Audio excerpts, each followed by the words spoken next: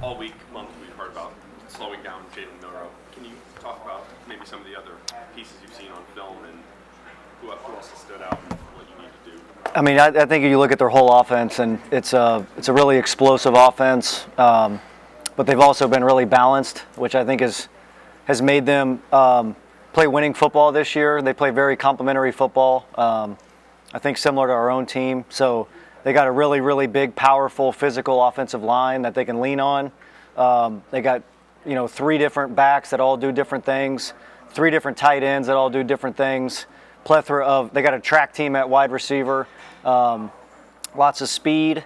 And so, they really have talent all over the field. They have matchup issues all over the field. But I feel really good about our guys and look forward to the challenge of all those players. You feel like this will be the best offense you've played this year?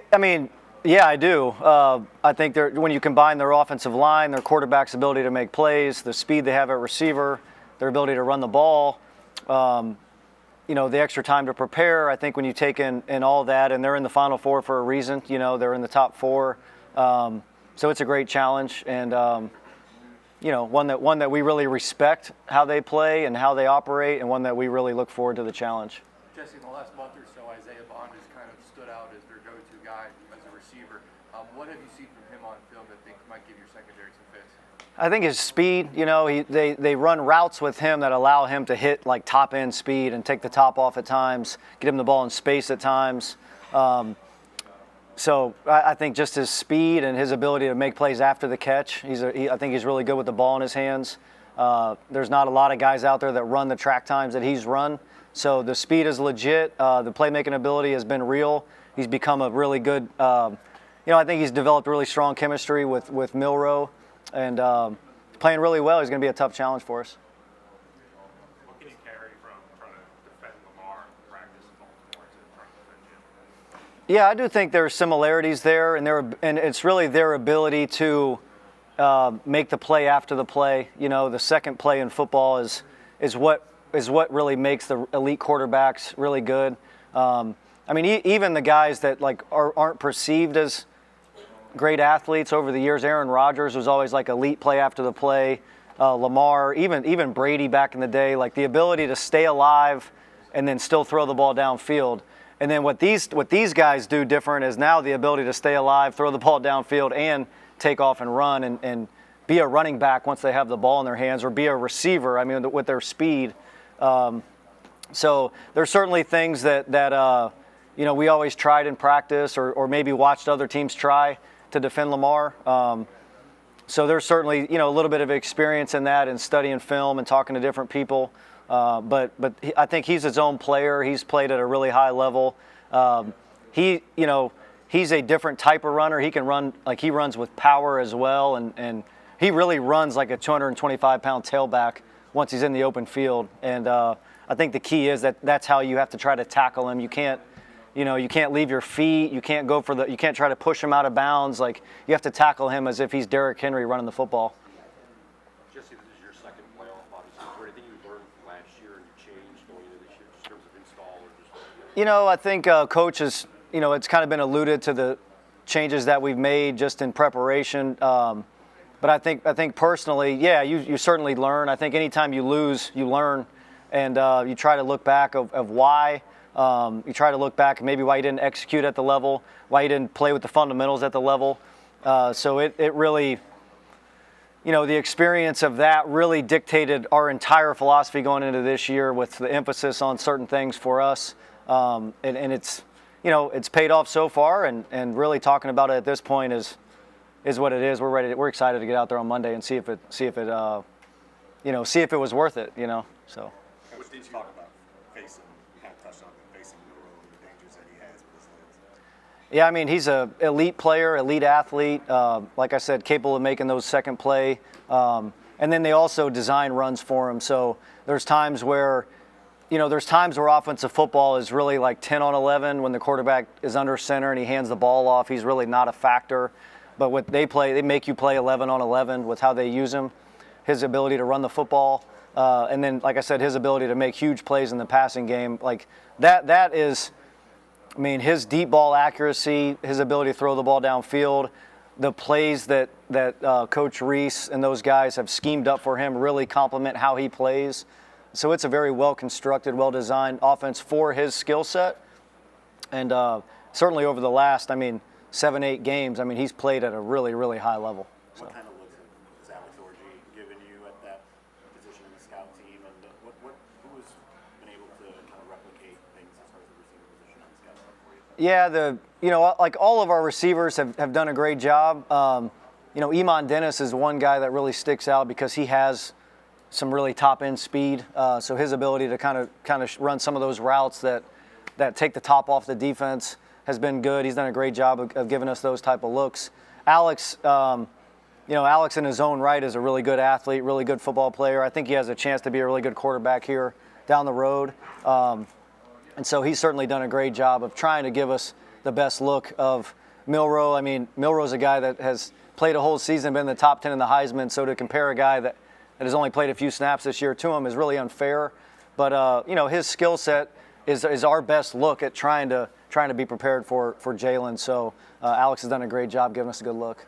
Just that Alabama offensive line struggled earlier in the year, probably halftime of the Ole Miss game. They kind of flipped the switch, especially Caden Proctor at left tackle, kind of adjusted to game speed in the SEC. What have you seen in your study?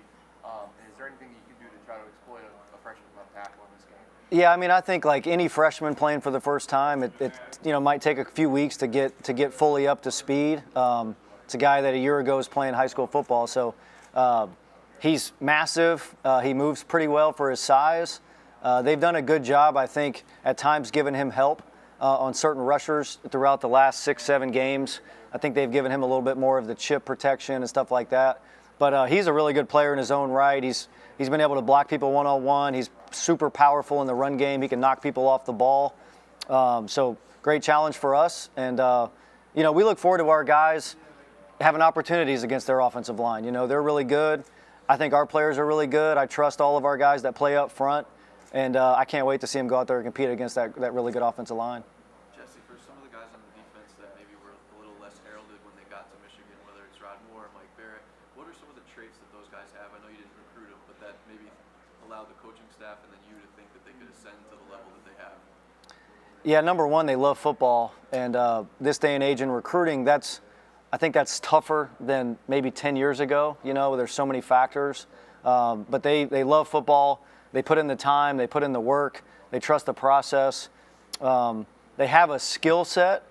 Maybe there was some area that they were deficient in high school. Rod probably was 165 pounds, 170 pounds.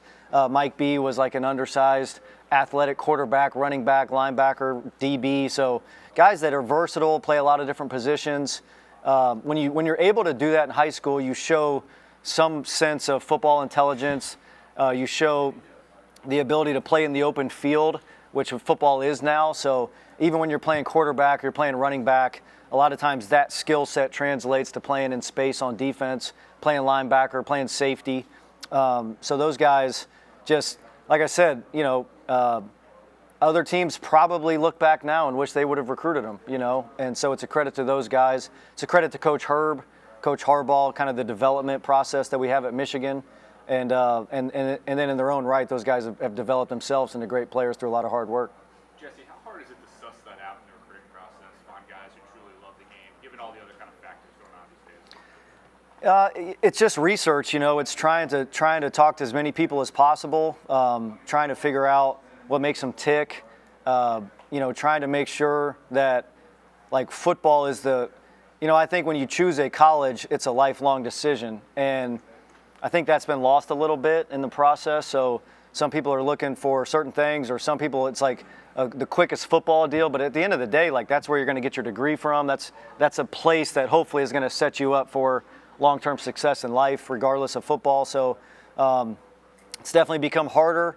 But at the end of the day, I think if you have a process and you trust your process and you ask the right questions and you try to talk to the right people, you can certainly try to have a higher percentage than maybe some people based on, trusting your own process and trying to figure all that stuff out. You guys had some transfers that made an impact this year, but to find, like you just mentioned, the character traits and the things like that fit for your program, is it a different process than it would be for just like the normal recruiting process for a high school kid?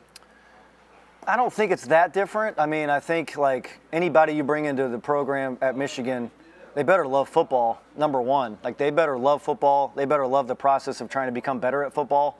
That's really what we hang our hats on. And so, asking those questions, trying to figure it out, regardless if it's a grad transfer or a freshman, I think, you want the same traits. You certainly want maybe the older guy, to have figured it out a little bit and kind of know what you're going to get. And, maybe a 1-year player, maybe a 2-year player.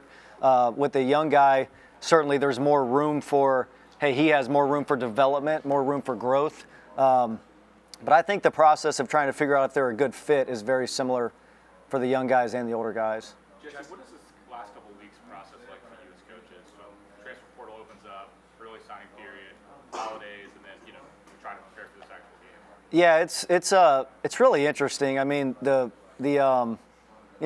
college football calendar is kind of become a little chaotic, where you have the regular season going on, you have coaching changes starting to take place, you have guys going in the portal before the season's even over, you have teams that are you have 4 teams that are playing in meaningful games, and the rest of them have honestly become like exhibition games where so many players opt out and or go into the portal. So it's interesting. I do think the expanded playoff will help in that regard, just sort of hopefully keep the good teams together and let these teams finish out their seasons the right way.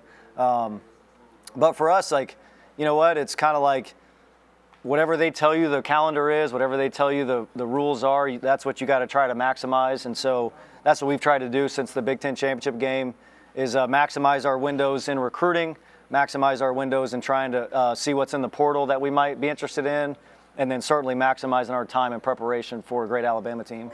Jesse, you and your dad have worked together hand in hand in both sorts of ways for many years at many stops, but maybe never quite this close and maybe never quite on this level. Can you just talk about and needing him with the help of linebackers and Milrow and all that? What has that process been like? What's been the most helpful, maybe as a special moment that's happened? It's the person I probably trust the most in football, that I know has, seen everything. I've been coaching, 44, 45 years. And so, a guy that, like, you trust, number one, that he has, I know for a fact that whatever he brings up, whatever he says is my best interest, which, you hope that at times, but that's not always true when you have a group of people that maybe you just have known for a year or two, so nobody has our interest more at heart than him, and then nobody has the experience of seeing so many different things over his career from so many different angles, from so many different positions, position coach, coordinator, head coach, kind of seen all the different scenarios. And so, to be here at this moment in the college football playoff, playing in a semifinal game, it's certainly special to be able to share that as he, probably winds down on his career. So for my kids to be able to have him around, for me to be able to have him around is, it's really special, and it's, definitely like a lifelong memory we'll always have. Jesse, we talked to their linebackers in the room. They said what makes this unit special is the trust they have, not just the starters, but the guys in reserve too. How do you facilitate that level of trust and watch that grow throughout the season? I think you're honest. You keep it real with the players, and so when we go through, spring ball and training camp, and we're trying to build, we kind of build a list of guys that, hey, if we played a game this week, like you would be on the list that would get snaps, and during spring and fall, it's ever changing because there's a difference in guys that have played and kind of built up some equity and have played in big games, and then there's guys that are trying to work their way up to that level that haven't done it yet. And so I think for us, what I tell all the players that we recruit, what I tell all the players on our defense is if you're ready to play and help us play winning football, you will play. Right now that list is about 25 guys, which is fantastic. That's a high number in college football. There's so many defenses you turn on and they play the same 13 players the whole game or 14 players. So I think it keeps morale high. I think the guys care about each other. They know that they can go out there and play really hard and that the next guy's going to come in and go in and do the same thing. And so much credit to the players for their willingness to, sometimes you got to put your, hey, I want to play 60 plays and get 4 sacks this game. Put that aside, play 30 plays, play really hard, get my production, and know that the other guy's going to come in and do the same thing. And a lot of times 2 or 3 guys playing that amount of snaps, regardless of how good that top player is still better than one player playing that, not being able to sustain that level for that amount of snaps. So it's kind of what we hang our hat on, and it's a special group to be a part of. And they really love each other. They care about each other. And, it's been fun to see that grow the last couple of years. Nick Saban gave an update yesterday that Jace McClellan is trending in the right direction to play. From what you've seen on film, what does he do of those 3 backs that play that might give you guys a challenge? Yeah, he's big, physical. He runs downhill. He's got great speed. He's got the ability to take a play to the house. But he certainly runs behind his pads like all their backs do. So, if he's out there, he's a great challenge and somebody we got to be aware of and know where he's at. But we'll hopefully we'll be prepared for any back that they throw out there. Marcel Belichick and Saban obviously emphasized bigger is better usually with those front guys. I mean, how much what your defense is with Mike installed and what you kind of carried on is kind of based off of that same philosophy where you have bigger guys, up front. Yeah, I think on the D line especially. When you're playing a 3-down or a 4-down front, when you play against another line, for example, like Alabama, where their tackles are 6'7", 360, their guards are 340, 350 pounds, you got to have size, and you got to have guys that are big and can move, the Kenneth Grant, the Mason Grahams, Chris Jenkins, who's kind of made himself into that. And so, I think that philosophy of big people beat up little people. And that's sort of really like the thought process of up front. I think everywhere else you want speed and athleticism and guys that are capable of doing the jobs you're asking them to do, secondary players, linebacker players. But up front, there's certainly a size requirement to be able to hold up and play the style of front and the style of football that we want to play. Do you think that's what's put you guys in position? I mean, to go against the Ohio State and then, to compete on this stage? Yeah, certainly. I think I think the defensive line is one of the areas that's transformed at Michigan over the last 3 years. First round D linemen, D tackles, edge guys that are bigger, stronger, physical, can hold the edge. And so, that's been an emphasis. That's kind of how we built it with the Ravens. And that really, that's really all tied back to the Cleveland Browns, Belichick. So it's really like the Ravens, Ozzie Newsome, sort of the way you construct the defense. Yeah, I think it's all goes back to the origin of the same deal that the Saban, Belichick, Parcells tree. So I think it's you get the biggest, strongest, fastest guys you can up front, and then try to supplement the rest of the defense with guys that can do the things you want them to do.